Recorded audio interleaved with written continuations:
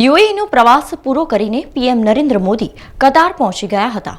પ્રધાનમંત્રી નરેન્દ્ર મોદીએ 2 દિવસના કતાર પ્રવાસ અંતર્ગત રાજધાની દોહા પહોંચ્યા હતા।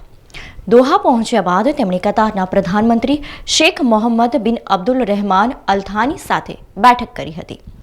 બેઠક બાદ પીએમ મોદીએ ટ્વીટ કરતા કહ્યું કે કતારના પીએમ સાથે તેમની મુલાકાત શાનદાર રહી।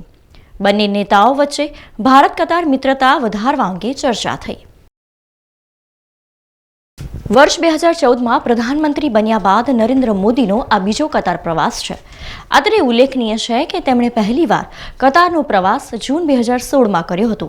વિદેશ મંત્રાલયના પ્રવક્તા રણધીર જયસ્વાલે સોશિયલ મીડિયા પ્લેટફોર્મ એક્સ પર લખ્યું કે પીએમ મોદીનો આ પ્રવાસ કતાર સાથે ઐતિહાસિક અને ગાઢ સંબંધોને પ્રોત્સાહન આપશે।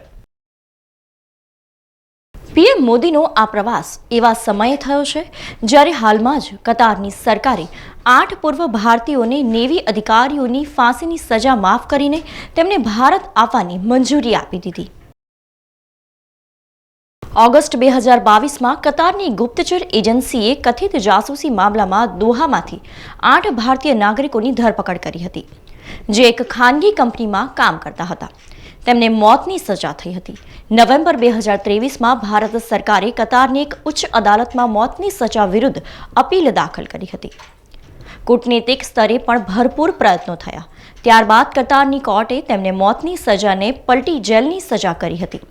ત્યારબાદ સજા માફી થઈ અને નાગરિકોને ભારત આવી શક્યા, જેને ભારતની ખૂબ મોટી કૂટનીતિક જીત ગણવામાં આવી રહી છે।